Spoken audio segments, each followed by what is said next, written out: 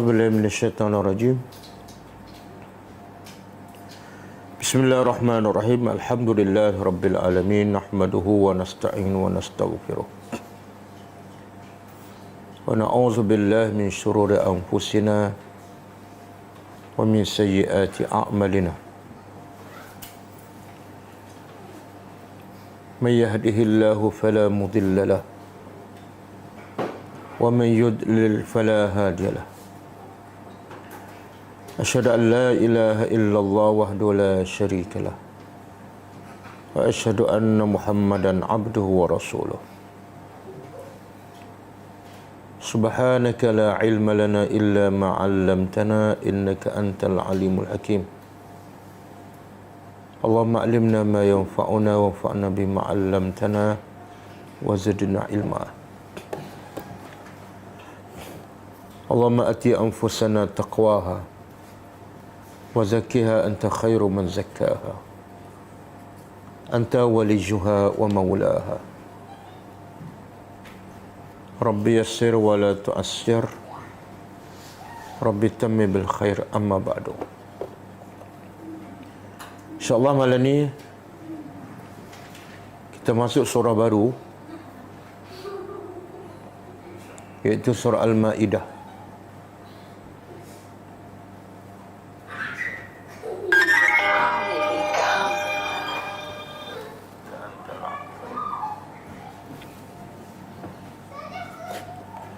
Surah Al-Ma'idah.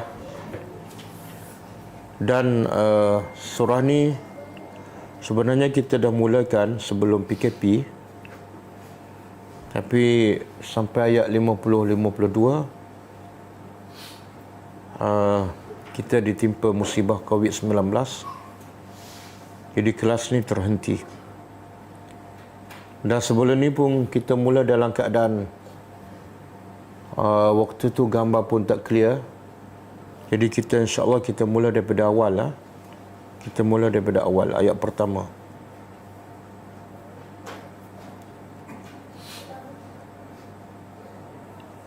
Surah Al-Ma'idah adalah salah satu daripada dipanggil surah As-Suwar At-Tiwal. Surah-surah yang panjang. Ada berapa semua surah yang panjang?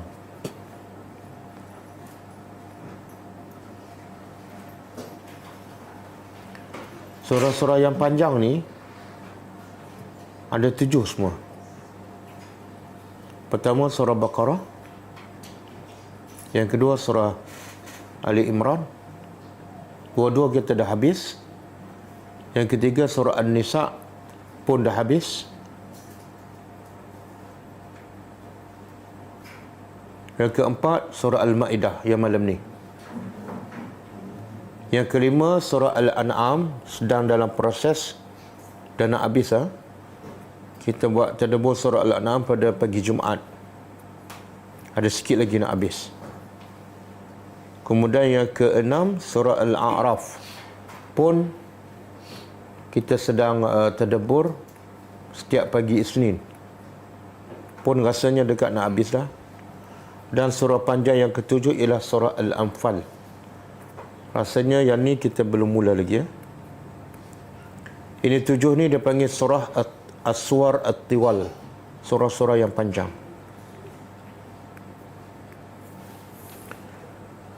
Surah Al-Ma'idah adalah surah Madaniyah. Surah Madaniyah ialah surah yang dia Madaniyah nisbah kepada Madinah. Satu lagi Makkiyah nisbah kepada Mekah. Kalau ikut nisbah nama tu, dia seolah dia lebih kepada berasaskan tempat, bukan masa. Madinah tempat, Mekah pun tempat. Tapi pendapat yang paling kuat, surah Madaniyah ataupun Makkiyah bukan berdasarkan tempat. Ia adalah berdasarkan masa.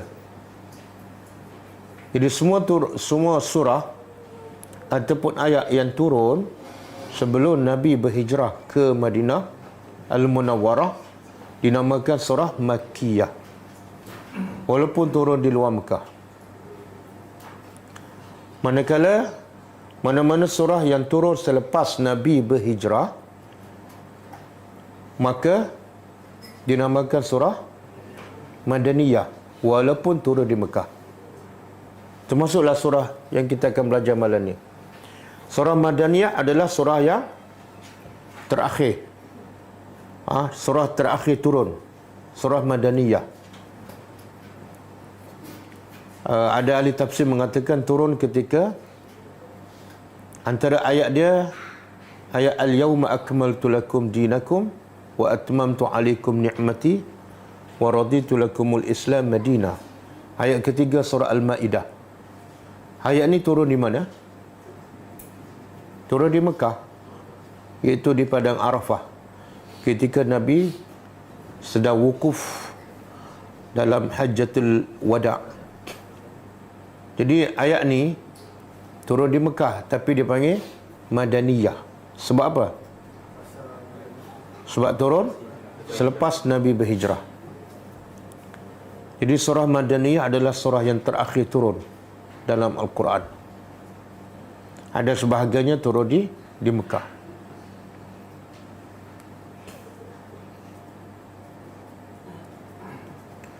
Okey, antara kenapa surah ini dinamakan surah Al-Maidah? Ada juga ahli tafsir mengatakan nama dia juga ialah surah Al-Uqud, sempena dengan ayat yang pertama. Ada tak berkata Al-Uqud? Ada kan? Ya ayyuhallazina amanu aufu bil uqud. Jadi uqud perjanjian. Sebab perkataan uqud ada di ayat pertama, maka sebahagian ahli tafsir mengatakan surah ini juga dinamakan surah Al-Uqud. Tapi surah Al-Maidah, nama Al-Maidah dua ayat yang keberapa? Surah Al-Maidah ni semua ayatnya 120. Perkataan Al-Maidah duk ayat yang keberapa?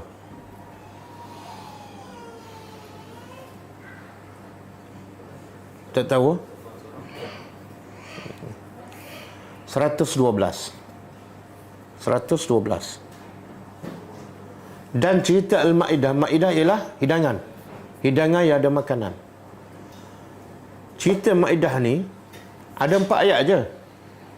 Ada 4 ayat aja. 112, 113, 114, 115. 4 ayat aja. Dan dia pula ada di akhir, bahagian akhir surah Al-Maidah. Tetapi nama surah Al-Maidah. Biasa surah ni dia ambil perkataan dalam surah, dan perkataan tu biasa diawalkan. Betul kan? Surah Quraisy daripada ayat pertama, li'ila fi Quraisy. Surah Al-Fil, surah An-Nas, surah Al-Falaq, kan? Tapi kenapa surah Al-Maidah dia ambil daripada perkataan yang bukan di awal, bukan di tengah, tapi di akhir. Kemudian kisah Al-Maidah pula ada 4 ayat sahaja. Itu tadabbur. Kita nak tahu apa rahsia dia, apa sebab. Sama juga surah Al-Baqarah. Surah Al-Baqarah, nama dia Al-Baqarah. Tapi cerita Baqarah 2 ayat ke berapa?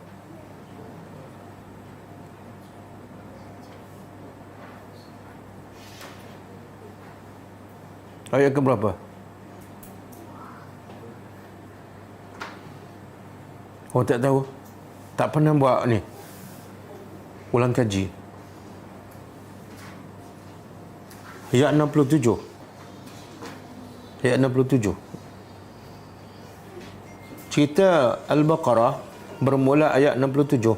Dan semua sekali lebih kurang 7 ataupun 8 ayat sahaja daripada berapa ayat dalam surah Baqarah semua?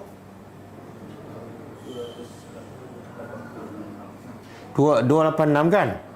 Daripada 286, cerita Al-Baqarah hanya lebih kurang 7 ataupun 8 ayat sahaja. Tapi surah ini dinamakan Al-Baqarah. Jadi kenapa? Dia ada persamaan dengan surah Al-Maidah. Nama surah diambil daripada perkataan yang duduk kat tengah ataupun di akhir. Kemudian cerita pula, cerita tu hanya disebut sikit je.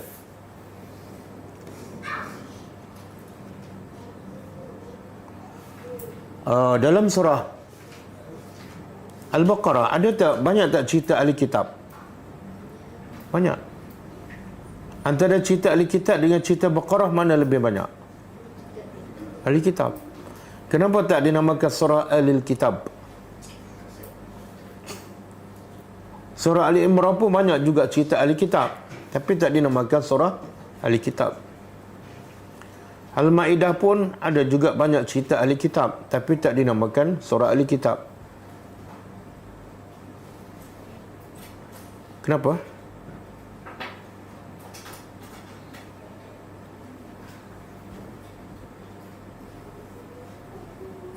Pasal apa tak tahu? Apa tak tahu? Tak pernah berfikir kan? Kenapa tak fikir? Sebab malas berfikir. Betul kan? Yang banyak kita tahu maklumat pasal Quran ke maklumat pasal dunia? Kenapa maklumat pasal dunia lebih banyak daripada maklumat pasal akhirat? Sedangkan kita nak pergi ke akhirat. Apa dia? Sebab tertipu dengan saya agak aja. Okey. Dia surah Baqarah ni, walaupun cerita Baqarah sedikit dan di tengah-tengah, tapi surah dinamakan surah Baqarah. Kenapa? Sebab masalah besarnya bukan nama, bukan ahli kitab. Masalah besarnya ialah sikap. Semua masalah manusia adalah berpunca daripada sikap mereka terhadap Allah. Jadi Allah namakan surah ni Baqarah sebab Allah nak bagi tahu inilah punca segala masalah manusia, iaitu tidak percaya pada Tuhan. Sama ada dilaksanakan juga tapi dalam keadaan terpaksa ataupun dia tolak terus. Bila Allah perintah Bani Israel, kan dia minta dia nak cari pembunuh kan. Bila Nabi Musa bagi tahu Allah perintah kamu sembelih lembu kan, sepatut dia buat apa? Sembelih terus je. Tapi perangai ni, perangai manusia, iaitu kenapa dia suka bertanya? Banyak soalan pula tu, warna apa, lembu macam mana, kenapa dia suka bertanya? Ha? Apa dia? Tak? Kenapa dia tak nak buat? Inilah punca segala masalah, iaitu manusia tak yakin pada Allah. Bila tak yakin pada Allah, dia akan cari berbagai alasan untuk tidak melaksanakan perintah Allah. Kenapa dia tak tolak terus? Nampak sangatlah sebab dia ahli kitab kan. Kalau Musa kata Allah suruh 9 lembu, terus dia tolak. Saya tak nak buat. Nampak sangatlah menentang Allah. Jadi dia cari alasan supaya dia bukan nak menolak hukum Allah, tapi cuma nak penjelasan. Sebenarnya dia menolaklah tu. Menolak secara lembut. Al-Maidah pun sama. Ayat surah Al-Maidah 120. Cerita Al-Maidah di akhir tu 4 ayat je. Iaitu ini Bani Israel pula. Bani Israel daripada kalangan pengikut Nabi Isa AS, Al-Hawariyun. Dia minta Allah turunkan hidangan daripada langit. Lepas tu Nabi Isa bertanya, adakah kamu tak yakin Allah mampu melakukannya? Kata Al-Hawariyun, pengikut Nabi Isa, kami yakin, tapi kami nak lebih meyakinkan. Maka Nabi Isa bagi peringatan, bila Allah turunkan hidangan, nanti kamu kufur pula pada Allah. Dan memang betul-betul berlaku. Itu penyakit tu. Penyakit apa? Bila tak ada dalil, nak dalil. Bila diberi dalil, tak ikut pun. Awak ada dalil? Ada? Bila kita bagi dalil, itu penyakit Yahudi, Nasara dan Melayu.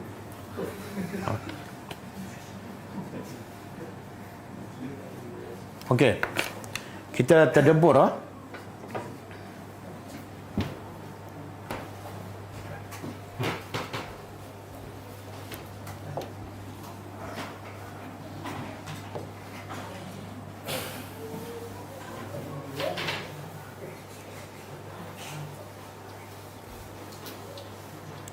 Okey, antara beberapa fakta dalam surah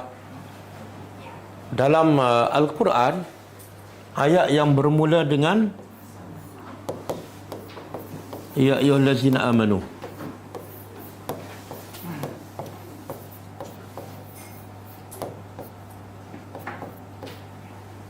Semua ada 88.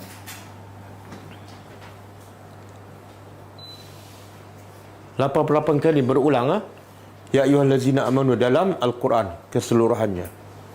Tapi dalam surah Al-Maidah ada 16. Dalam surah Al-Baqarah ada 10. Surah Baqarah ayat dia berapa? 286. Surah Al-Maidah 120. Mana separuh daripada surah Al-Baqarah. Tapi ya ayyuhallazina amanu lebih banyak dalam surah Al-Maidah. Jadi kata ulama, itu menunjukkan apa tu? Bila Allah sebut ya ayyuhallazina amanu, sebenarnya Allah nak bagi tahu apa? Allah nak bagi tahu apa? Hukum. Betul kata Abdullah bin Mas'ud, bila Allah sebut ya ayyuhallazina amanu, kamu kena far'iha sam'aka. Kamu kena bagi perhatian betul-betul kalau kamu orang beriman. Kenapa? Lepas ya ayyuhallazina amanu, sama ada khairun, kebaikan yang Allah nak suruh kamu buat, ataupun ada keburukan yang Allah nak larang kamu supaya tinggal. Jadi bila sebut ya ayyuhallazina amanu, dia berkaitan dengan hukum hakam. Bahkan ulama kata tanda kita beriman ialah bila jumpa ya ayyuhallazina amanu, kita akan fokus pada maksudnya. Kita nak tahu apa perintah ataupun apa larangan. Sebab apa? Sebab itu ada kaitan dengan keimanan kita kepada Allah Subhanahu wa taala.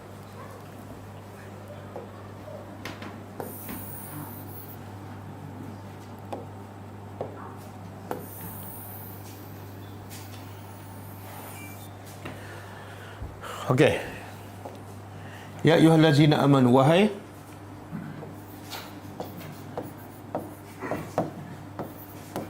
orang-orang yang mereka beriman.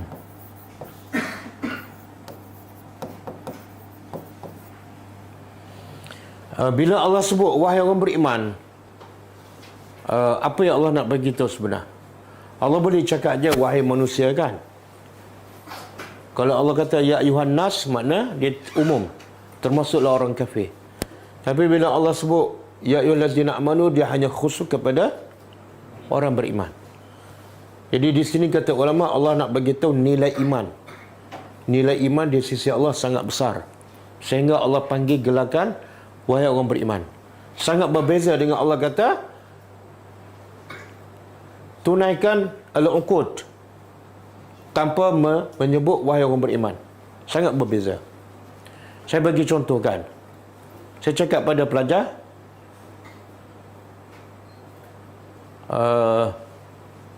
tulis apa yang saya cakap. Dengan saya kata wahai pelajar-pelajar saya, tulis apa yang saya cakap. Berbeza tak antara dua ayat? Apa bezanya? Yang pertama saya tak sebut pelajar, saya kata tulis. Kalau saya tak sebut wahai pelajar, makna apa tu? Saya tak memuliakan pelajar ke tak pelajar, ikut suka kamu lah, nak tulis-tulis, tak nak sudah. Tapi bila saya kata wahai pelajar, makna saya nak beritahu apa? Kamu ni ada tugas, kamu adalah orang yang mulia. Maka sebab sifat kamu sebagai pelajar, bagi perhatian dan tulis. Jadi Allah nak beritahu kamu orang beriman, kamu ada kemuliaan. Sebab kemuliaan iman kamu dengan baik-baik. Apa yang aku nak cakap ada kaitan dengan iman. Bila kamu buat, itulah bukti kamu beriman. Bila kamu tak buat, itulah bukti kamu tak beriman sebenarnya. Okey. Apa perintah Allah? Aufu. Aufu apa dia? Tunaikanlah. Bil uqud, dengan janji-janji. Uqud jamaah, kalau satu aqdun. Kalau jamak atau plural dia uqudun. Makna dia aqdun sama dengan ahdun. Ahdun. Kalau jamak dia uhudun. Ini dia panggil perkataan yang mutaradifat ataupun perkataan yang seerti. Aqdun sama dengan ahdun. Terjemahannya ialah perjanjian. Antara aqdun dengan ahdun, mana yang biasa kita pakai? Yang kita biasa pakai, yang kita biasa baca? Ahdun. Aqdun. Bila biasa pakai? Sekali je. Kahwin satu kan? Sekali je. Yang selalu kita sebut. Aqdun ke ahdun? Ahdun ke apa tu? Zikir apa tu? Zikir bagi betul. Cuba baca. Allahumma anta Rabbi la ilaha illa anta wa ana ala ahdika. Kan? Wa wa'dika. Iaitu berapa kali tadi kita sebut? 2 kali. Jadi yang paling kita sebut, yang paling kerap kita sebut ahdun. Aqdun sekali baru. Jadi makna dia aqdun dengan ahdun sama. Okey. Wahai orang beriman, tunaikan, laksanakan janji-janji. Allah tak sebut janji apa? Uqud.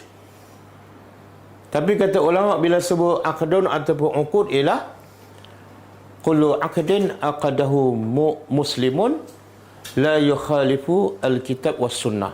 Maksud dia, setiap perjanjian yang dilakukan oleh seorang muslim yang tidak bercanggah dengan Al-Quran dan Sunnah, maka itu adalah aqdun. Saya ulang. Aqdun ialah yang Allah perintah supaya kita tunaikan setiap perjanjian yang dilakukan oleh seorang muslim yang tidak bercanggah dengan Quran dan Sunnah, maka dia adalah aqdun yang wajib kita laksanakan. Apa dia? Ada aqdun ma'allah. Ada tak perjanjian kita dengan Allah? Ada tak? Ada. Apa dia?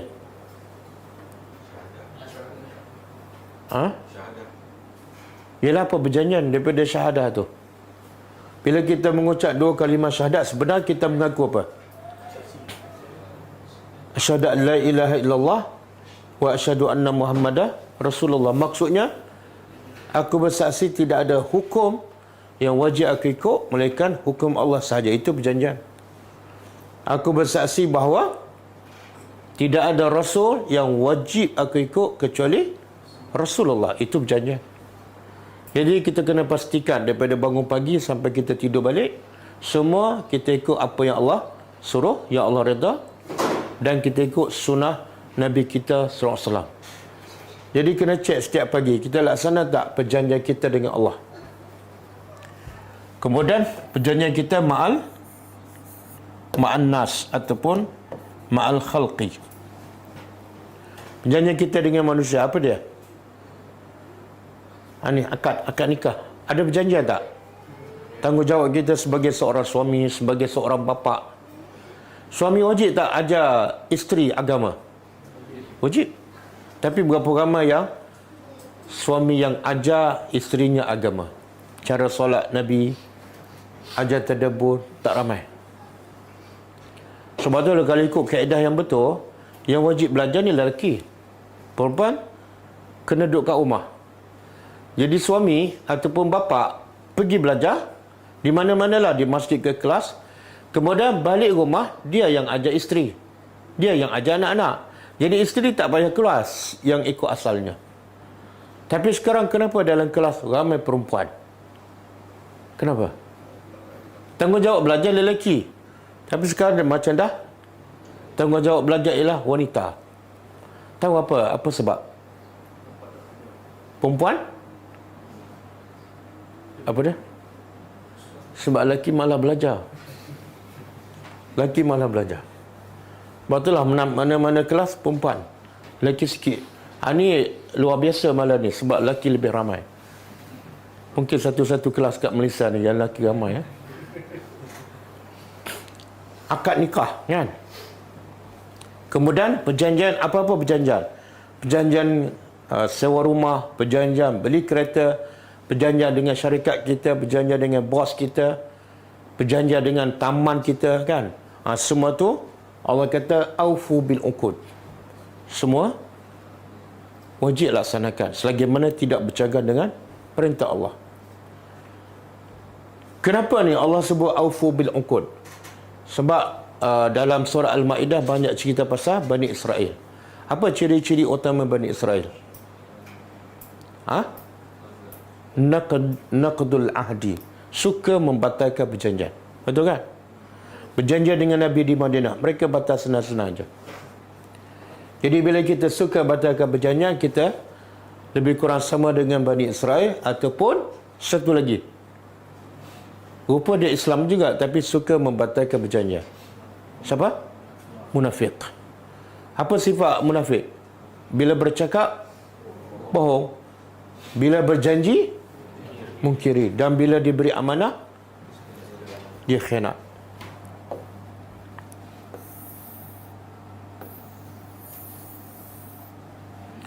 Bila kita belajar, ada tak perjanjian kita dengan Allah? Bila kita belajar, ada tak perjanjian? Ada. Iaitu beramal. Lepas beramal, ada tak perjanjian seterusnya? Iaitu sampaikan. Sebab itu Allah melaknat orang yang, Allah mengatakan kemurkaan yang besar bagi orang yang bercakap tapi tak beramal. Dan Allah melaknat pula orang yang menyembunyikan ilmu sebab tidak melaksanakan perjanjian. Okey, kemudian uhillat. Uhillat apa dia? Dihalalkan. Lakum, bagi kamu. Kamu ni siapa ni? Inilah orang beriman. Dihalalkan bagi kamu bahimah. Apa dia?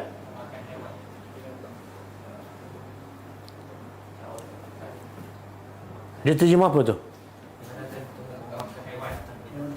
Binatang ternak, an'am. An'am binatang ternak. Bahimah dia terjemah apa? Memakan? Haiwan kat sini. Dia asal perkataan ibham. Ibham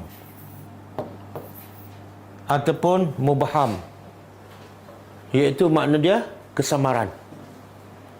Jadi binatang ni dipanggil samar ataupun tak jelas sebab dia tak boleh bercakap. Kadang-kadang apa dia nak pun kita tak tahu. Sebab tu dia panggil bahimatu. Kemudian al-an'am, saya tak tahu nak terjemah apa ni.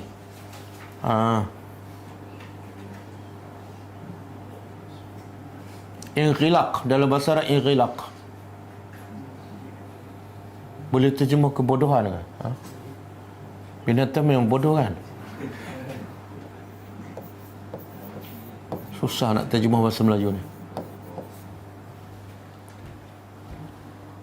An'am binatang ternak.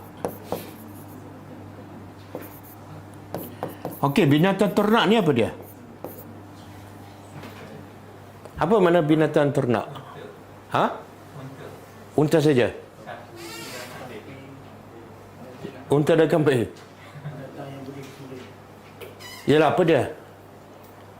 Unta, kambing, lembu. Dan yang seumpama dengan lembu, kerbau. Seumpama dengan kambing, biri-biri. Semua jenis kambing lah. Jadi al-an'am ada 3 jenis sahaja. Unta, lembu, lembu kerbau dan kambing. Jadi Allah halalkan binatang ternak ni. Illa kecuali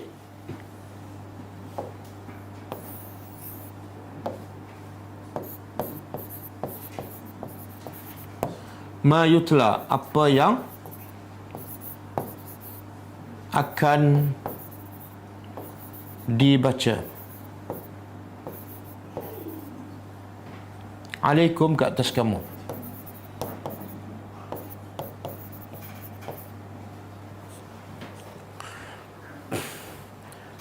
Apa yang akan dibaca ke atas kamu ayat akan datang. Iaitu binatang ni, ternak ni halal. Tapi kadang-kadang kalau dia mati tanpa dia sembelih, jadi haram. Kadang-kadang dia jatuh daripada bangunan tinggi dan mati. Walaupun dia kambing, jadi haram. Okey. Binatang ternak ni Allah halalkan untuk kita. Cuba buka surah Yasin. Ayat 67 ke? Ke 71? Anda ada bagi kan? Ada.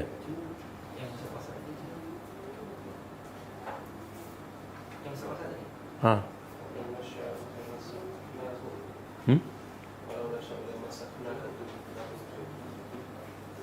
71, okey. 71.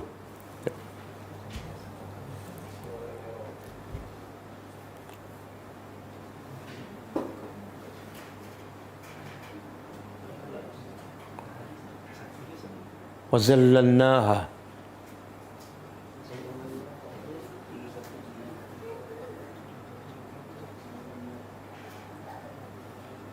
Surah Yasin. Dia mula apa ayat tu? Awalam yarau anna khalaqna lahum mimma amilat aydina an'aman wa hum malikun.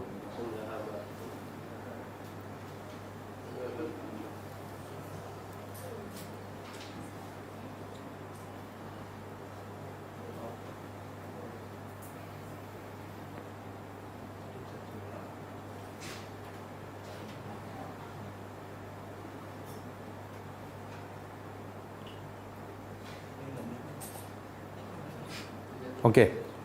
71. Cuba kita terjemah. Ini semua dah faham makna kan? Surah Yasin ni. Awalam yarau. Cuba terjemah. Tidakkah mereka? Bila sebut awalam yarau, alam tarau, sebenarnya bukan melihat dengan mata tapi melihat dengan hati, iaitu berfikir. Tidakkah mereka berfikir? Anna, sesungguhnya kami khalaqna. Tak lengkap. Ini khalaqna ni kalau kita belajar bahasa Arab lah. Fi'il apa ni? Fi'il madhi. Kalau fi'il madhi kena ada 3 unsur. Satu, makna dia. Yang kedua, masa. Yang ketiga, pelaku. Kena ada 3. Khalaqna apa dia? Pelakunya siapa? Kami. Waktunya telah. Maknanya cipta. Sesungguhnya kami telah mencipta.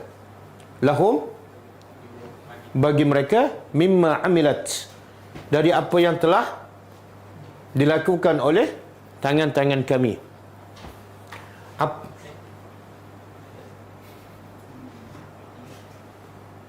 Apa dia yang kami cipta tu? Apa yang kami cipta? An'aman. An'aman. Binatang ternak. Faham? Maka mereka bagi binatang ternak itu malikun. Apa makna malikun? Mereka boleh miliki. Ramai tak orang yang memiliki lembu, kerbau, kambing kan? Saya pergi Kelantan baru ni, ada seorang, dia ada tanah dia 54 ekar tepi pantai. Antara yang dibelah ialah 100 ekor lembu. Dia jadi pemiliknya. Allah suruh kita berfikir. Berfikir tentang apa ni? Binatang ternak tu kami cipta sehingga kamu boleh memilikinya. Okey, ayat 72. Kenapa kita boleh miliki binatang tu?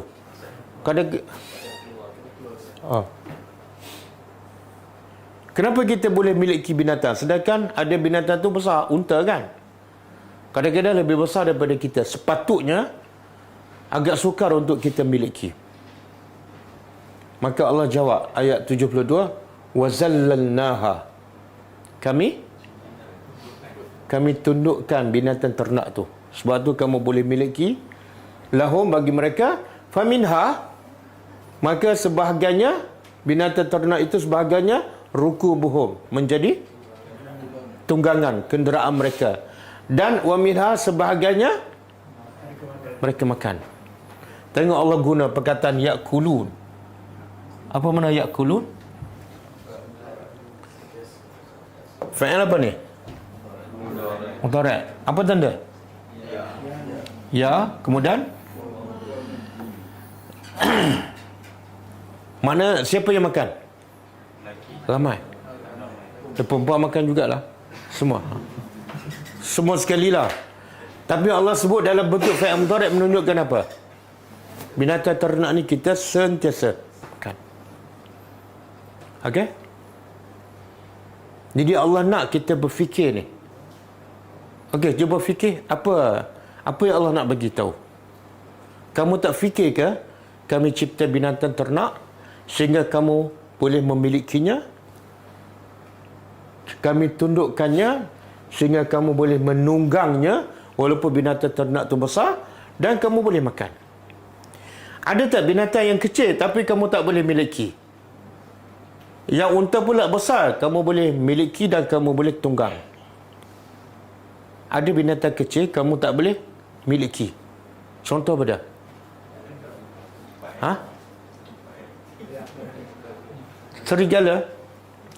Serigala lebih kecil daripada lembu.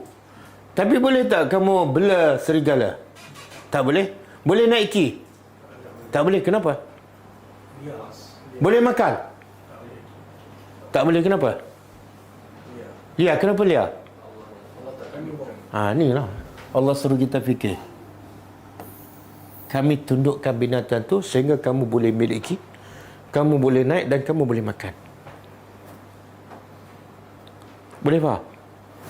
Mana kalau Allah jadikan binatang serigala makanan kamu, tapi Allah tak jinakkan, agak-agak apa jadi kita? Kita dimakan. Kita mati kebuluran. Betul kan? Allah kucing jinak, tapi Allah tak jadikan makanan kita. Jadi semua, kalau kucing tu mungkin susah nak kaya lah kan, bela kucing. Tapi kalau bela unta, bela lembu, kaya tak? Kucing kecil je. Sebab tu orang kaya dia bela lembu ke bela ayam? Tak, yang paling kaya. Tak percaya pergi kat Mekah.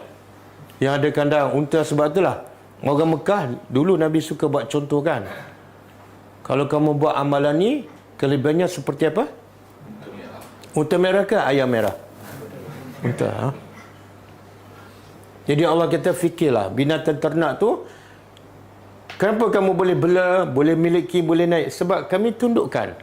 Kalau kami jadikan binatang yang kamu makan, tapi kami jadikan dia liar, kamu jadi masalah besar. Mungkin kamu mati. Nak makan je tak ada. Bila memburu je, tak dapat. Okey. Ini binatang ternak. Kita balik pada ayat kita. Okey, persoalan Allah kata, wahai orang beriman, tunaikan janji. Tunaikan janji kamu. Tiba-tiba Allah kata dihalalkan binatang ternak kepada kamu. Soalan tadabbur. Apa kaitan tunaikan janji? Tiba-tiba Allah cerita pasal Allah halalkan binatang ternak. Apa kaitannya?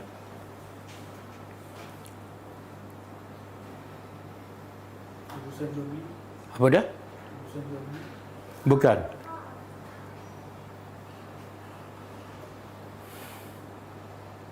Kita tahu tak ada binatang-binatang yang Allah haramkan kepada Bani Israel yang asalnya halal tapi akhirnya Allah haramkan.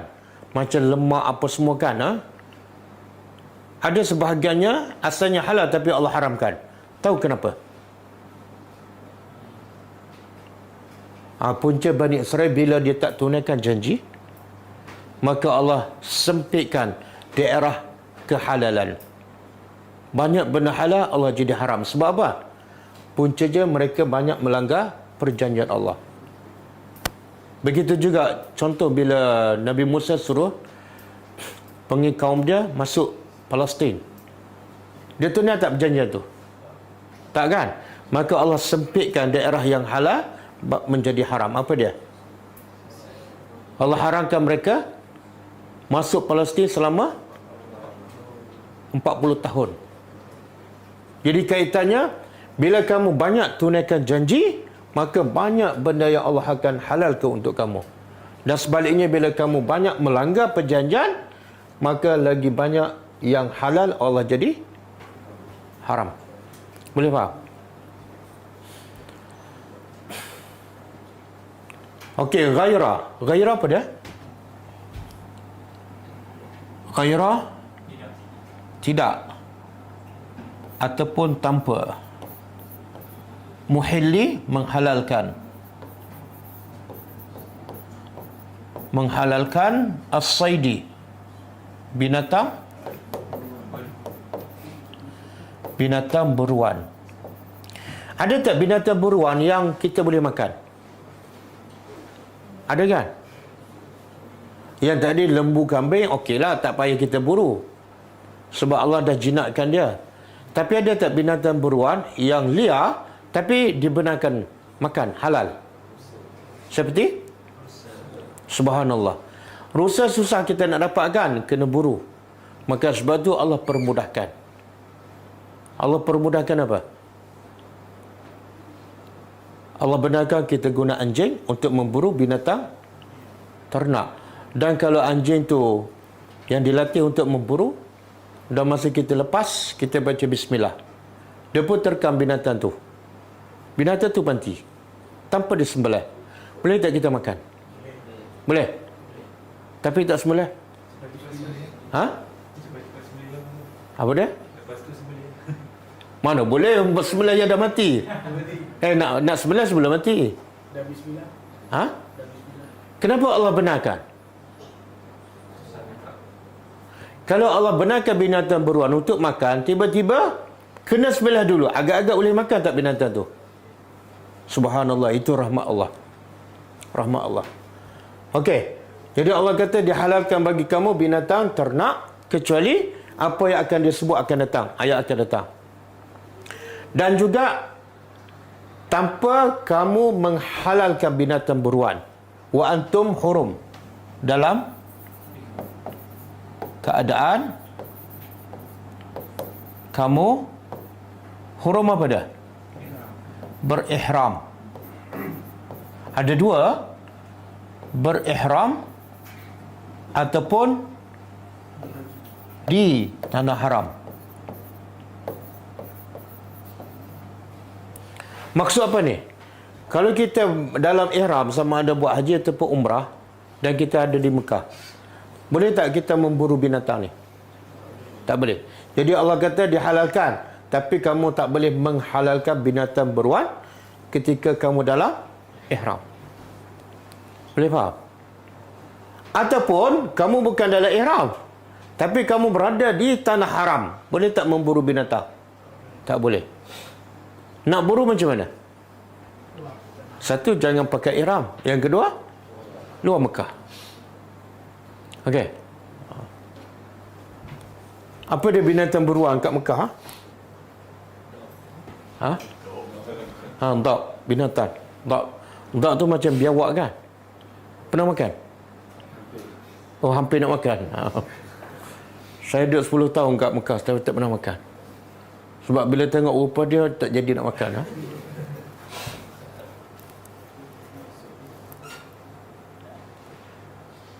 Inna Allah, kemudian Allah bagi tahu, sesungguhnya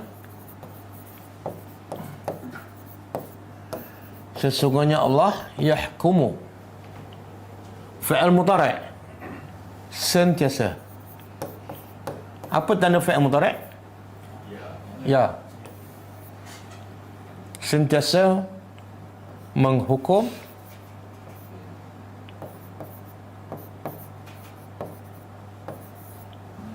Ma yurid, apa yang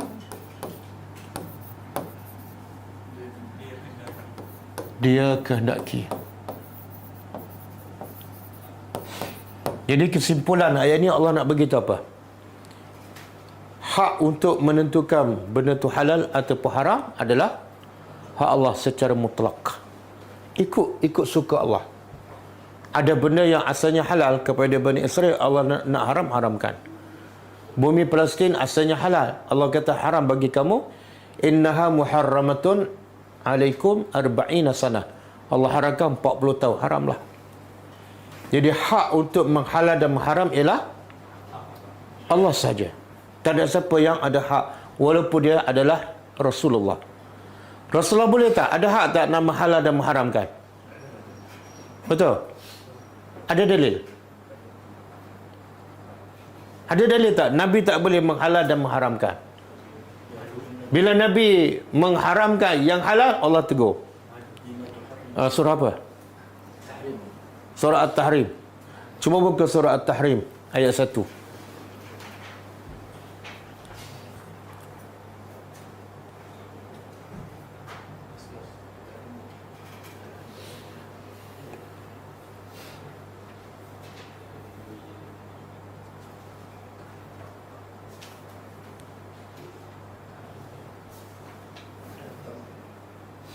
Ayat pertama. Surah At-Tahrim.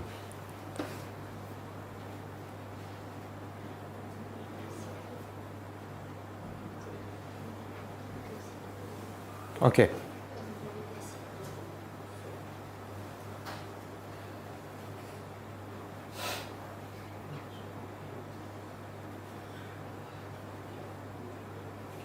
Apa? Okey. Cuba kita terjemah. Ya ayuhan nabi. Wahai nabi. Ayat ini khas untuk nabi. 5. Apa makna 5? 5 kenapa? Asalnya 5 za, tapi dibuang za. Kenapa? Tuharrimu, engkau mengharamkan ma ahallallah, apa yang Allah halal. Walaupun kamu nabi, tapi kamu tak boleh mengharamkan apa yang Allah halalkan. Yang Allah halalkan untuk kamu, kenapa Nabi haramkan benda yang halal? Ini kisah ni kita tahu semua kan? Apa yang Nabi haramkan? Apa yang Nabi haramkan? Madu. Sebab apa Nabi haramkan? Ni. Yang ni yang tak boleh tu. Dia haramkan sebab tabtaghi, kerana mencari mardati rida azwaj, isteri-isteri. Aisyah dengan Hafsah kan? Dia rancang sebab Nabi pergi rumah siapa dah? Zainab. Jadi Aisyah dengan Hafsah tak suka. Jadi dia merancang supaya Nabi tak pergi dari rumah tu. Jadi Aisyah kata pada Hafsah, kalau Nabi datang, kau tutup mulut. Buat tutup mulut. Kemudian begitu pada Nabi, bau tak elok kan? Jadi bila Nabi datang pada Hafsah, Hafsah pun tutup mulut. Kemudian Hafsah kata, bau apa ni? Nabi kata, aku tak makan apa pun, cuma madu je. Okey, tak apalah, kalau kamu tak suka, aku haramkan madu ke atas aku. Sebab nak jaga hati. Turun ayat ni Allah tegur Nabi. Sebab Nabi mengharamkan apa yang halal. Tapi kalau doktor kata, kamu tak boleh makan udang. Kita berkata, okeylah, saya haramkan udang ke atas diriku. Boleh ke tak? Sama tak kes? Sama ke tak? Lain. Boleh ke tak? Boleh. Sebab apa? Bukan kerana nak jaga hati doktor, tapi nak jaga, itu berdasarkan ilmu doktor. Tak apa. Patut ada pula ustaz kata tak boleh campur makanan laut dengan makanan darat. Boleh ikut? Tak boleh. Tak ada dalil. Ada seorang lagi ustaz pula kata tak boleh makan kepala ikan, nanti jadi bodoh. macam ikan tu kan. Tak boleh Kalau kita kata saya tak boleh makan kepala ikan, sebab apa? Ustaz kata tak bagi, seolah dia telah mengharamkan benda yang halal. Tak boleh. Kecuali nasihat doktor, sebab makanan tu tak sesuai dengan penyakit dia, itu tak apa. Kadang-kadang berlaku ni kan. Baru ni saya dengar satu video viral, ustaz yang terkena dengan tak ada dalilnya. Dia kata siapa yang korban dan tak bagi daging pada fakir miskin, korban dia tak sah. Mana dia dapat tu dalil? Sekarang dia telah mengharamkan apa yang halal. Ulama kata tak ada satu pun dalil yang mengatakan siapa korban dan tak bagi daging pada orang miskin, korbannya tak sah. Tak ada satu pun dalil. Cuma hukum bagi pada orang miskin tu sunat. Kalau dia korban, dia nak simpan daging untuk dia seorang-seorang, untuk makan 3 bulan. Sah tak korban? Sah. Cuma tak dapatlah kelebihan bagi pada fakir miskin. Tapi dia kata tak sah. Mana dalil? Itu termasuk mengharamkan apa yang halal. Banyak ustaz cakap macam tu. Kadang-kadang dia kata kalau kita baca dalam solat, tak dengar di telinga, solat batal. Mana dalil? Betul? Pernah dengar tak? Mana dalil? Itu termasuk buat syariat ataupun buat hukum yang baru dalam agama. Tak ada. Kenapa pula hujan lebat kan? Memang 3 hari 3 malam tak dengar dia baca. Okey.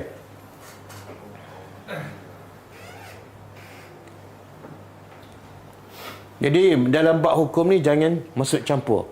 Sebab tu nanti ayat yang kita akan belajar seterusnya, ayat yang ketiga. Allah kata al-yauma akmaltu lakum, hari ini aku dah lengkap dah. Jangan tukar tambah. Okey, kita pergi pada ayat seterusnya. Ya ayyuhallazina amanu. Wahai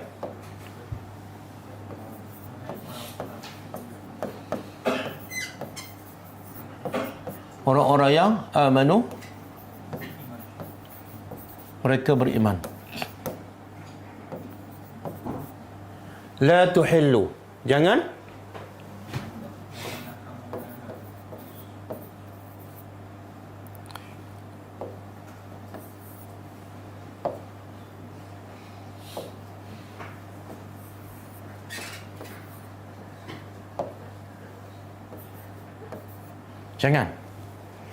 Jadi kalau ayat pertama ya ayyuhallazina amanu, tapi perintah ke larangan? Ayat pertama perintah, aufu bil uqud. Sekarang perintah ke larangan? Salah satu je. Kalau sebut ya ayyuhallazina amanu, salah satu, sama ada perintah ataupun larangan. Okey, wahai orang beriman, jangan kamu tuhilu apa dia? Melanggar.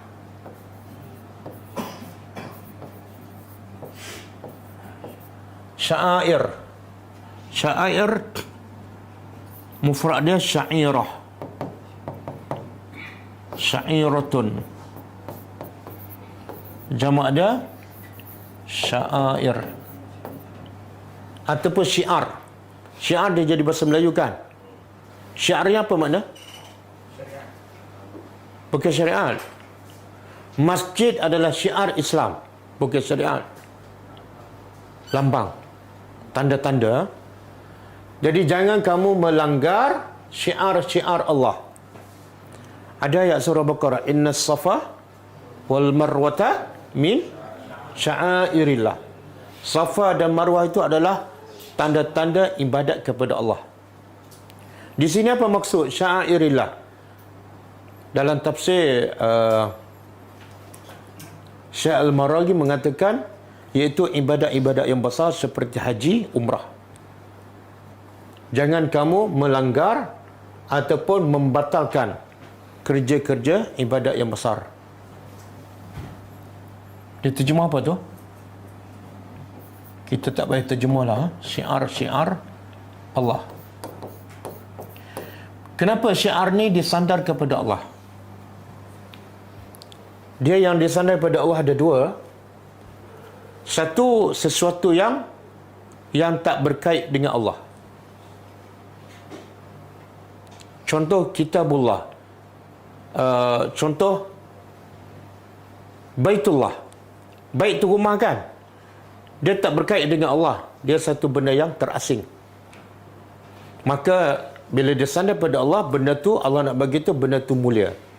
Bait asalnya biasa, tapi bila dia sandar pada Allah, mana rumah tu mulia, Baitullah. Contoh lain, kita pernah dengar tak ayat Naqatullah. Naqatullah wasuqiyaha. Pernah dengar? Surah apa? Asyams kan? Naqah makna dia unta. Jadi tapi unta ni dia sandar pada Allah. Makna apa tu? Unta dia tak ada kaitan dengan Allah, satu benda yang ataupun makhluk yang berasingan. Maka Allah nak beritahu unta ni adalah unta yang special, yang mulia.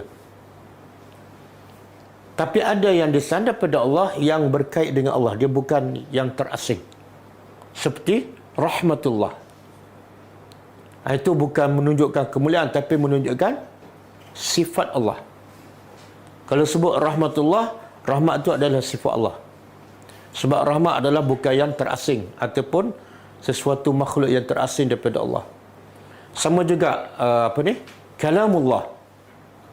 Kalamullah tu, adakah kalam tu terasing daripada Allah ataupun sifat Allah?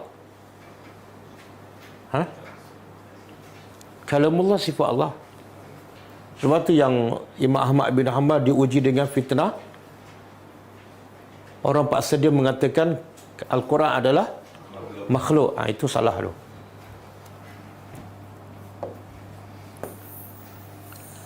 Okey.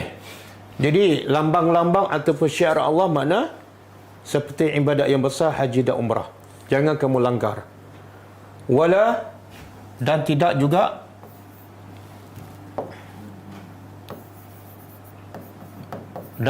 juga Asy-Syahra, bulan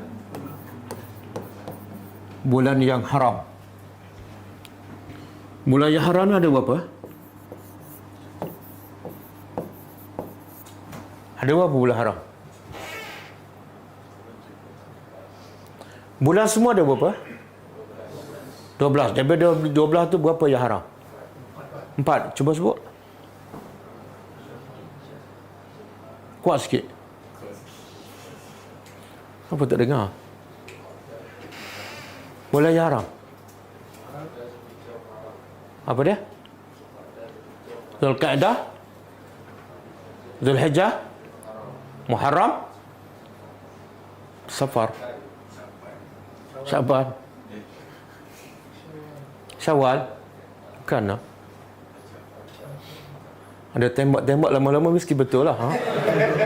Sebab dia ada 6 lagi kan.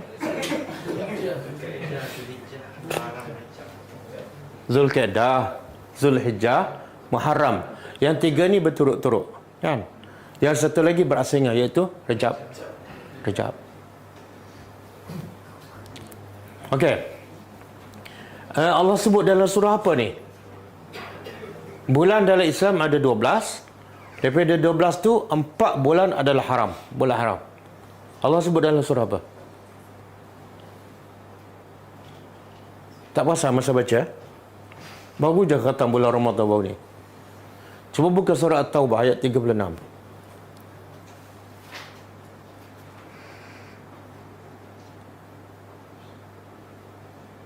Surah At-Taubah ayat 36. Betul?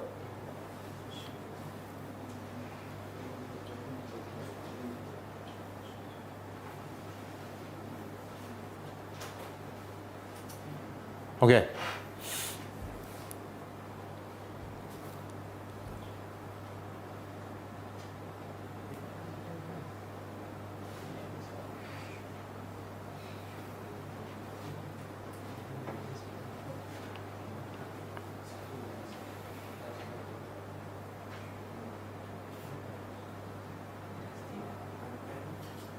Kecil tak apa. Oh, lambat. Dia tak berapa smart jugalah.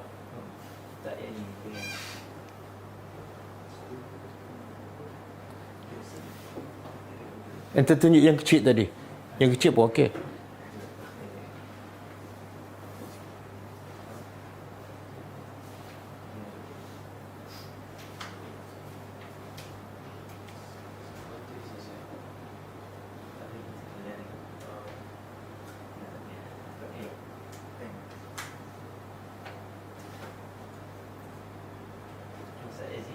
Hmm?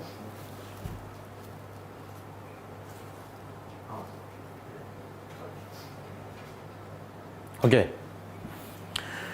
Cuba terjemah. Inna sesungguhnya. Iddata bilangan syuhur bulan-bulan indallah di sisi Allah isna asyara 12 bulan fi kitabillah ada sebut dalam kitab Allah yauma khalaqas samawati wal ard hari Allah mencipta langit dan bumi. Jadi 12 bulan ni sejak bila ada? Sejak Allah cipta langit dan bumi. Minha daripada 12 itu arba'atun hurum. 4 yang haram. Zulkaidah, Zulhijjah, Muharram dan Rajab. Okey, kita tak baca semualah, ha? Boleh keluar.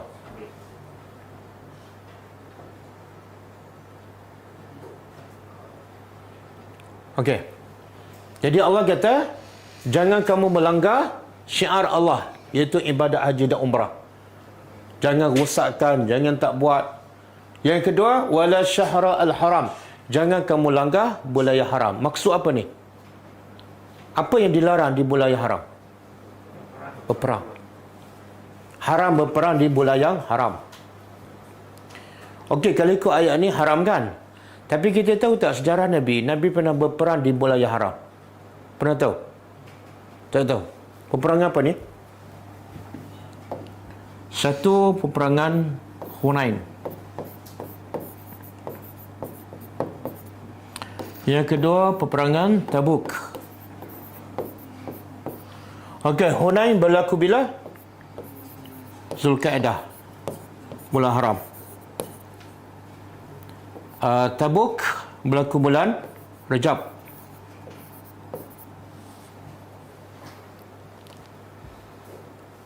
Jadi macam mana ni? Allah kata jangan langgar bulan haram, jangan berperang. Tapi Nabi berperang.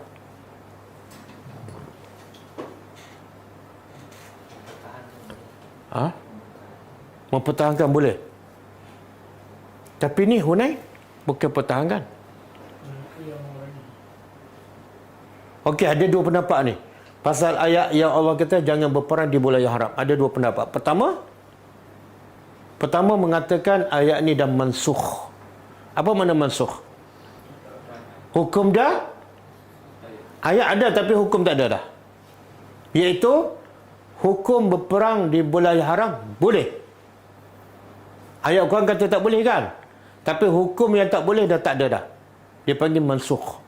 Apa dalil? Dalil perbuatan Nabi. Nabi sendiri berperang di wilayah haram. Faham? Itu pendapat pertama. Pendapat kedua, ayat ni tak mansukh. Hukumnya kekal. Hukumnya kekal. Habis yang Nabi berperang di bulan haram ni ada sebab. Pertama, Hunain, Nabi buka kota Mekah tahun berapa dah? 8 Hijrah. Bulan apa? Bulan Ramadan. Nabi buka kota Mekah bulan Ramadan. Makna Nabi dan para sahabat semakin puasa semakin kuat. Kita semakin puasa semakin lambat kan? Pernah tak berperang di bulan Ramadan? Takkan. Jadi Nabi berperang buka kota Mekah bulan Ramadan. Lepas tu ada segelintir orang Mekah yang tak beriman, dia cabut lari. Bergabung dengan orang Taif. Maka berlakulah peperangan Hunain. Tapi peperangan tu bermula bulan Syawal. Syawal bukan bulan haram. Yang Zulkaidah ni berakhir. Jadi Nabi berperang ketika Hunain tak melanggar ayat ni. Bukan di bulan yang haram. Nabi mula bulan Syawal. Okey, yang Tabuk pula Nabi berperang betul bulan Rajab, tapi pertahankan. Sebab orang kafir bersedia untuk menyerang Nabi, Maka Nabi pun keluar untuk mempertahankan. Tak apa. Yang tak boleh ialah memulakan peperangan. Okey. Kemudian seterusnya,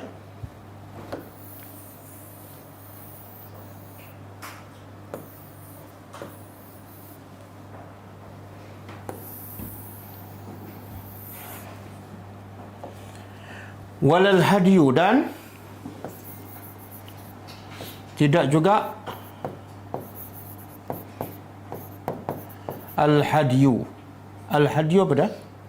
Walal hadya. Apa yang dibawa untuk disembelih di Baitullah, di Mekah. Sembelihan.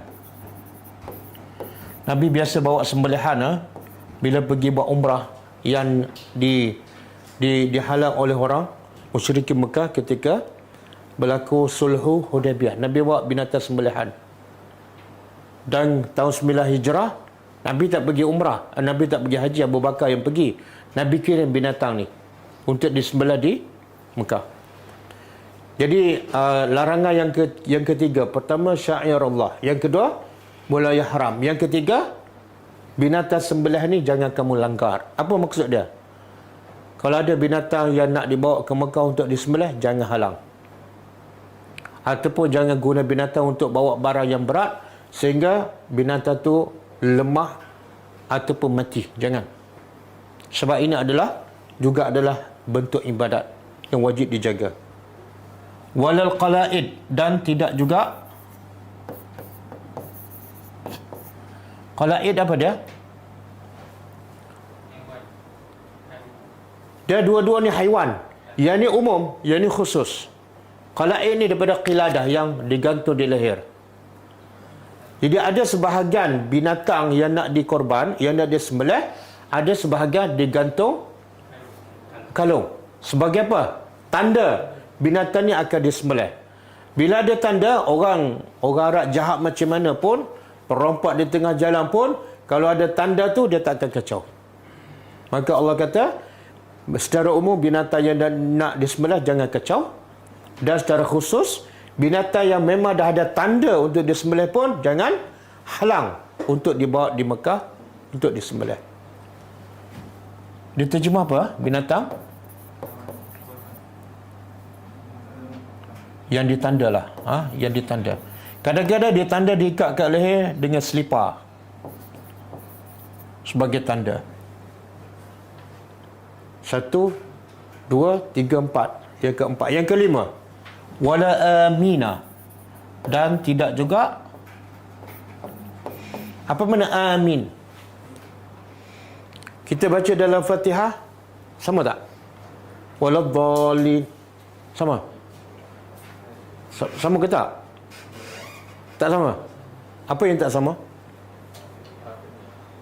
Apa dia? Tu pendek. Oh, yang ni panjang. Ada satu lagi tanda yang sangat berbeza dengan amin selepas Fatihah.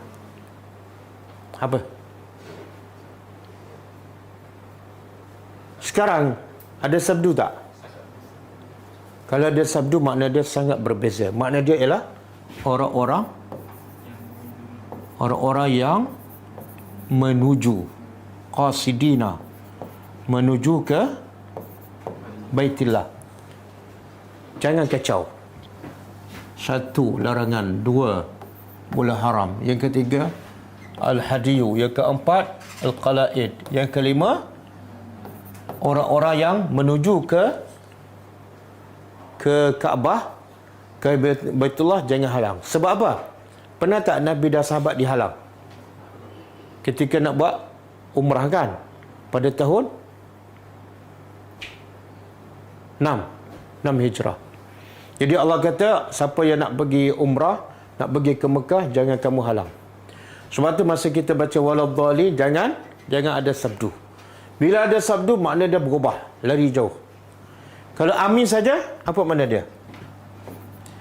Yang kita baca selepas Fatihah macam ni. Amin. Tak ada sabdu ah. Tapi biasa tak kita dengar, terutama bulan Ramadan. Amin. Biasa kan? Makmum ikut imam. Jadi kalau dia baca amin, makna dia lain, iaitu orang-orang yang menuju Baitullah. Kalau amin saja, perkenakan istajib. Okey, orang-orang yang menuju Baitul Haram.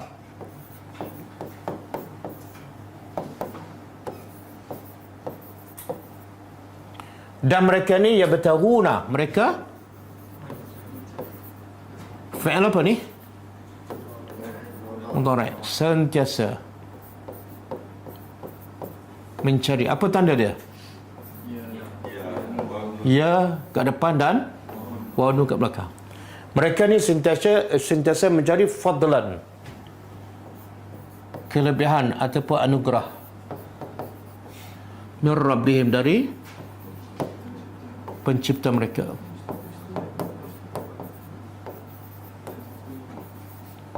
Waridwana, dan redha Allah. Okey, apa maksud ni fadlan? Apa maksud fadlan? Dalam surah Baqarah Allah kata, laisa alaika junahun an tabtaghu fadlan min rabbikum. Jadi fadlan ni sebenarnya ialah habuan dunia. Ada orang pergi Mekah, dia nak meniaga. Boleh tak? Bawa kerupuk ke, bawa Maggi ke, bawa sambal daging, boleh? Halal ke haram? Halal. Ini dalilnya. Mereka yang pergi Mekah ni ada dua tujuan. Satu, nak cari fadlan, iaitu berniaga. Tak salah. Yang kedua, nak cari redha Allah. Jangan halang, jangan sekat.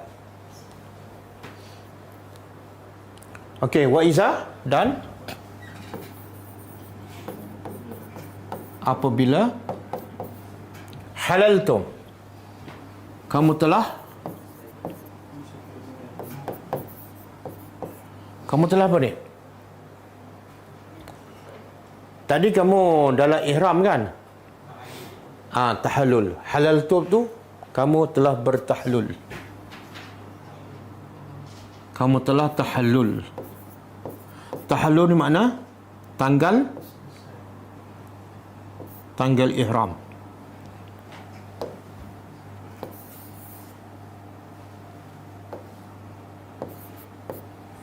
Ini fi'il apa ni? Halaltum. Fi'il madhi. Apa tanda? Tum di belakang kan? Sebab tu bila kita terjemah, dan apabila kamu telah bertahlul, maka fastadu, maka berburulah. Sebab dah tanggal ihram. Ini tahlul ni ada dua kan? Siapa yang biasa buat haji? Tahlul ada dua kan? Tahlul awal dengan tahlul yang kedua. Dalam ayat ni maksud tahlul awal ke tahlul yang kedua? Tak, tahlul yang pertama. Tahlul pertama apa dia? Bila orang tu dah melontar Jamratul Aqabah hari pertama, hari raya tu. Lepas tu dia bercukur. Dia boleh tanggal ihram, boleh berburu. Tapi satu je tak boleh, iaitu bersama isteri. Dia nak bersama isteri, dia kena tawaf. Tawaf ifadah. Okey, bila dah tanggal ihram, dia boleh berburu. Tapi di mana ni boleh berburu? Boleh tak berburu di Mekah? Berburu di luar Mekah. Sebab Mekah ni ada dua jenis yang tak boleh berburu. Satu, orang yang pakai ihram. Yang kedua, sebab dia berada dalam tanah haram. Kemudian wala yajrimanna, dan janganlah yajrimannakum yahmilannakum, membawa dia terjemah apa? Kalau bahasa Arab, yahmilannakum, janganlah mendorong kamu ataupun membawa kamu syana'an. Syana'an mana? Kebencian. Maksudnya kebencian kamu kepada kaum. Syana'an kebencian. Ada satu lagi ayat surah Lazim, Inna syani'aka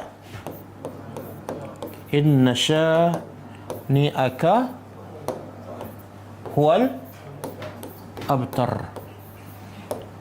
Ini surah apa ni? Al-Kautsar kan?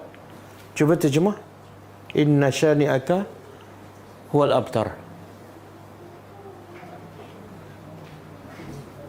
Terjemah inna dulu. Sesungguhnya syani'aka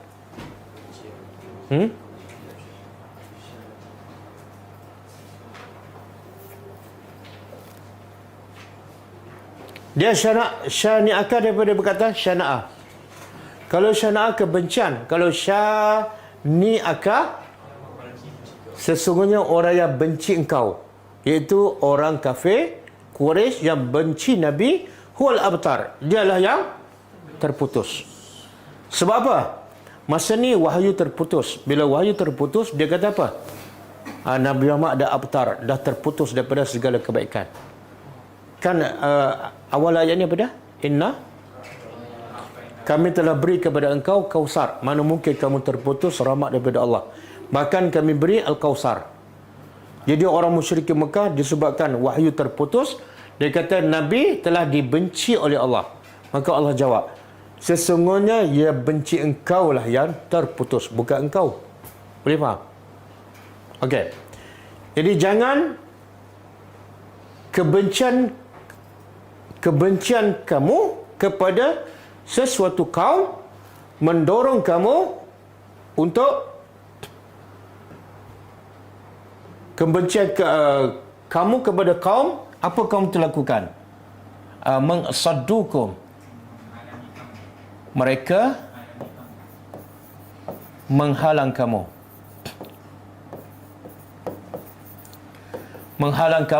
anil masjidil haram, dari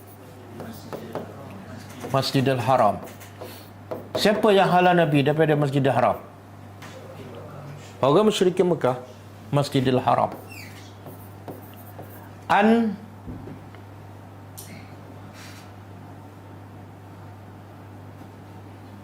Agar ataupun sehingga kamu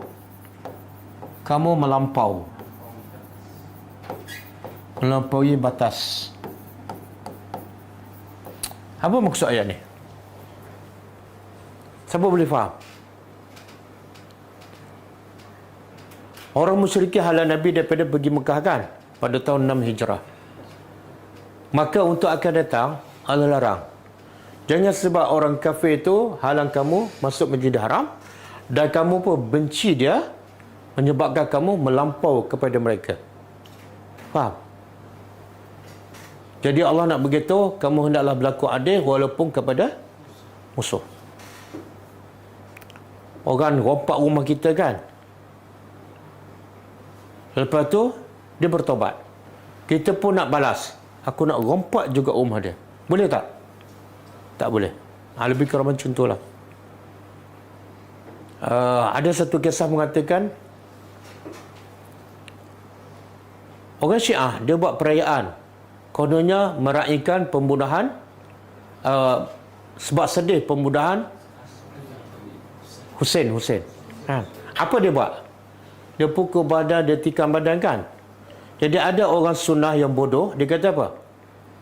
Kami juga nak melahirkan kesedihan kami di atas kematian anak Az-Zubair. Kamu seolah mengagungkan Hussein, kami pun nak mengagungkan orang sunnah. Kami nak buat juga macam kamu, pukul-pukul badan. Kan, itu melampau. Boleh? Kamu buat bid'ah, kami pun nak buat bid'ah juga, itu melampau. Biar sama kita dengan dia. Okey? Jadi nanti kita akan jumpa ayat, jangan kamu, sebab kamu benci pada orang tu, kamu tak berlaku adil pada dia. Islam mesti adil. Walaupun kepada musuh. Sebab itulah contoh kalau ada pembicaraan antara orang kafir dengan orang Islam. Kalau kita adalah sebagai hakim. Bila orang Islam cakap, kita benarkan dia cakap sampai setengah jam.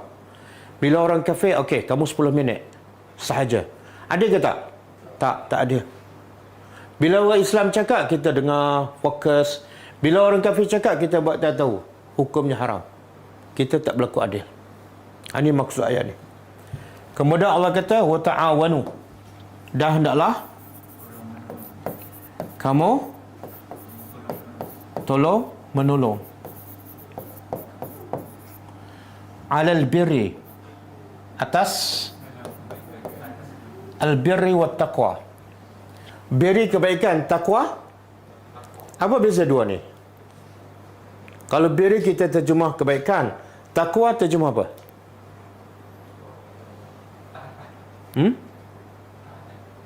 Apa dia? Apa beza? Kebaikan pun tak juga kan? Macam tak ada beza je. Apa dia? Hufiat? Yang mana amalan? Albir amalan, takwa? Betul. Albir ialah amalan yang zahir. Takwa ialah amalan hati. Satu. Pendapat yang kedua, albir ialah mentaati perintah Allah, at-taqwa meninggal larangan. Yang ni solat, puasa, yang ni berhenti mengumpat, berhenti rasuah. Boleh? Tapi kalau sebut bir saja, takwa tak ada, dia merangkumi semua sekali. Ataupun sebut takwa saja tanpa bir, dia merangkumi dua-dua sekali. Okey, wajib kita tolong menolong dalam perkara kebaikan, amalan,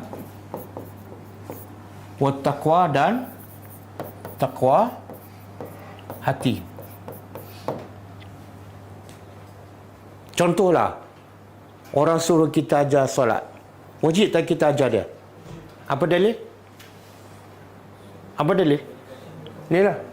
Ta'awanu ni kalau kita belajar fi'il apa ni? Kalau bahasa Arab. Ta'awanu fi'il apa? Amar. Amar menunjukkan apa?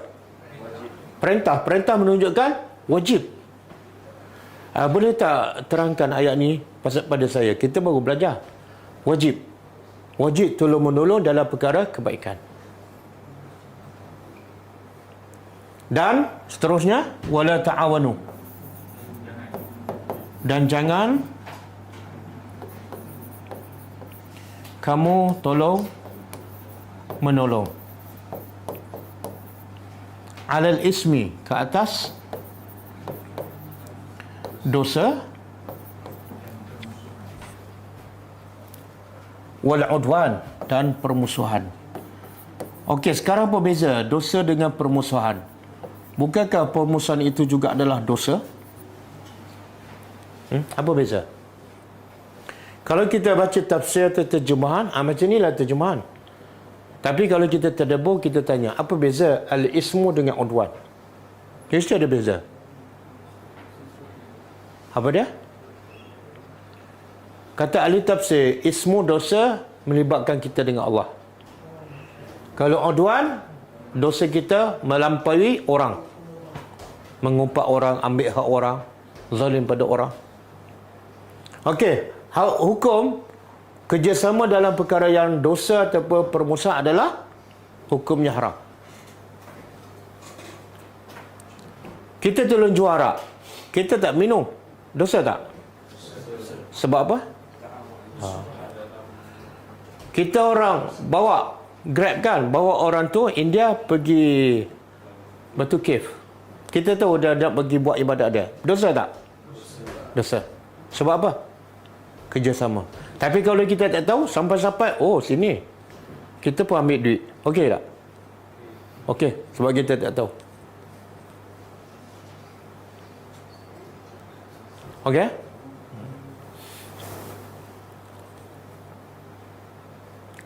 Kita sebagai anak, ayah suruh pergi beli rokok. Okey tak? Nak tolong beli rokok tu. Ayah, Allah kata, wala ta'awanu. Baca. Berdosa ke tak? Grab food bawa makanan haram pun sama. Kalau dia tahu hukumnya haram, kan babi ke apa dan sebagainya, hukumnya haram. Sebab kamu bawa lah dia makan benda yang haram. Ataupun kita bawa makanan di bulan Ramadan di siang hari kepada orang Islam, hukumnya haram. Apa dia? Tak, kita bukan nak bawa orang tu sebenarnya. Itu antara tugaskan. Itu masalah umum. Sebab kita sebenarnya mana ada kapal terbang untuk bawa khas orang raya, buat berdaya. Secara umum nak bawa orang yang baik. Tapi sebab dia ada kat situ, itu masalah umum. Kalau semua berhenti nak pergi Mekah macam mana kan? Okey, wattaqullah. Dan bertakwalah kepada Allah. Okey. Saya nak sebut satu. Cuba yang last sana bagi. Takwa ni banyak kita sebutkan. Tapi ramai yang kurang jelas apa syarat-syarat untuk bertakwa pada Allah. Kita Jumaat kita dengar khatib kan. Ittaqullah kan. Walaupun masa tu kita tertidur kan. Okey. Dah. Okey. Tak boleh besar dah. Tak boleh sebab tak apa. Okey. Ini khak apa saya tak tahu ni. Ini kata-kata Syekh Al-Maraghi dalam tafsirnya, nama tafsir dia Tafsir Al-Maraghi, ketika menghuraikan perkataan takwa. Dengar. Kita terjemah sama-sama.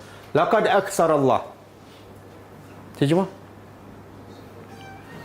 Pasti sesungguhnya Allah telah aksara.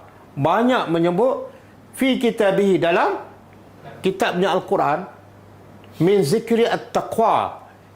Menyebut perkataan takwa.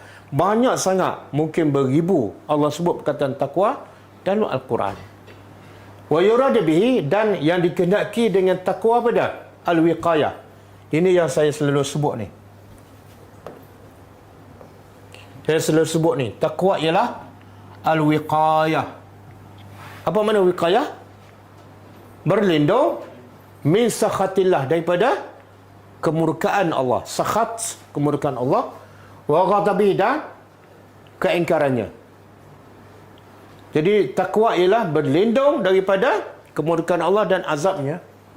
Wala yakunu, dan nak berlindung daripada kemurkaan Allah dan azab, la yakunu, tak mungkin berlaku, illa, kecuali ba'da ma'rifati, kecuali selepas kita kenal Allah.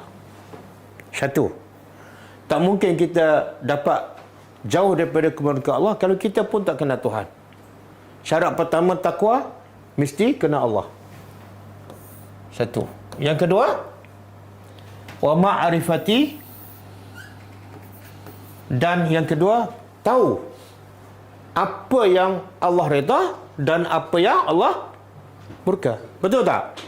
Kita nak tahu, kita nak mengelakkan daripada mak bapak kita marah. Syaratnya apa? Kena tahulah apa yang mak bapak kita suka dan apa yang dia marah. Sama juga kita nak elak daripada kemurkaan Allah, kita kena Allah pertama, yang kedua kena tahu apa yang Allah suka dan apa yang Allah murka.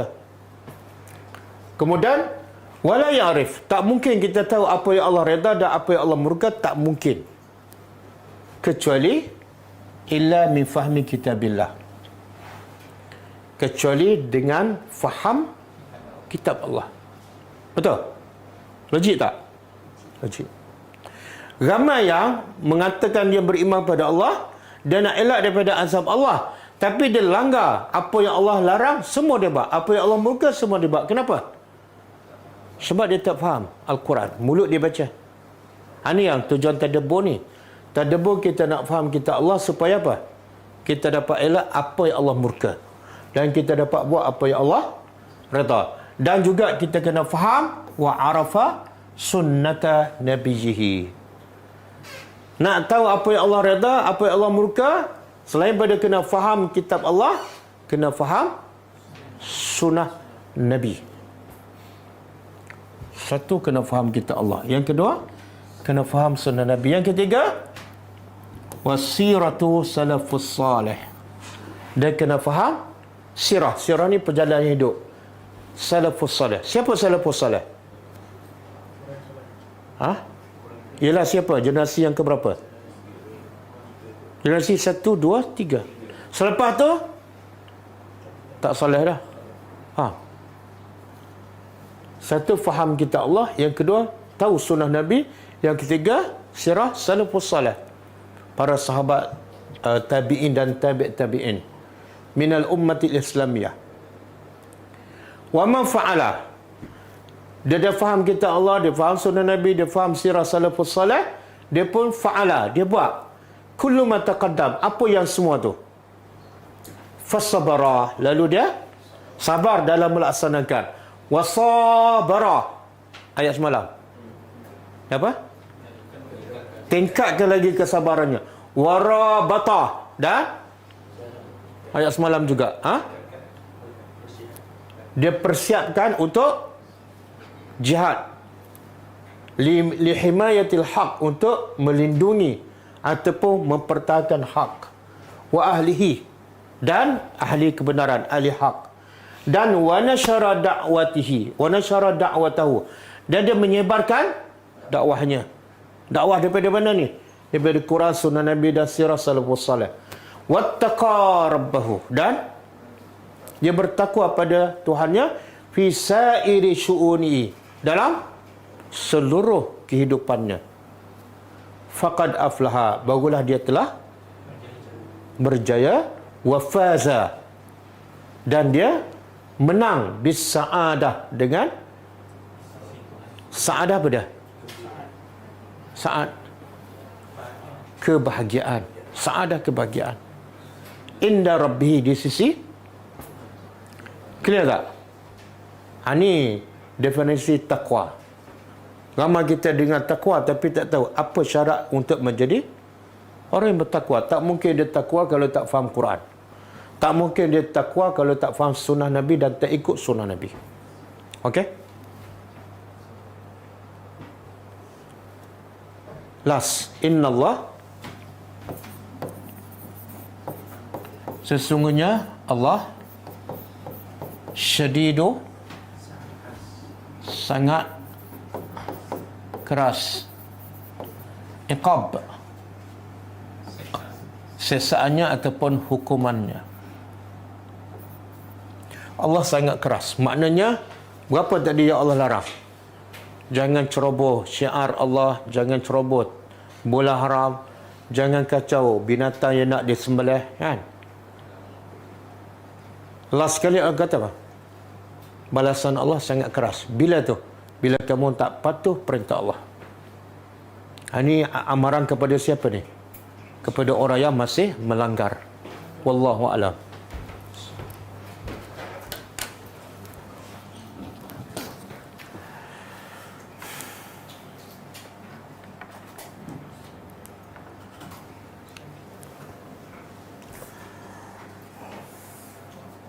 Okey. InsyaAllah kita jumpa malam besok. Dan saya nak bagi tahu 24 hari bulan ni kita akan pergi ke Johor. Kita akan buat perjumpaan dengan pelajar. Tak ada kelas apalah. Kita akan buat perjumpaan dengan pelajar yang ada sekitar Batu Pahat dan Pontian. Jadi yang ikut live ni, mungkin ada yang tinggal di Batu Pahat, Pontian, boleh hadir Jumaat malam, Sabtu di Batu Pahat, kemudian Sabtu malam Ahad di Pontian. Kita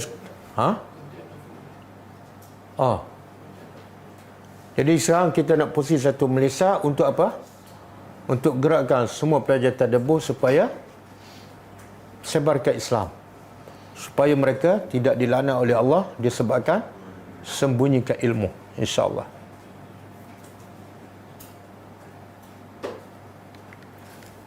Okey, kita tutup dengan membaca tasbih kafarah. Subhanakallahumma wa bihamdika asyhadu an la ilaha illa anta astaghfiruka wa atubu ilaik. Assalamualaikum warahmatullahi wabarakatuh. كتاب الله ترق جنانا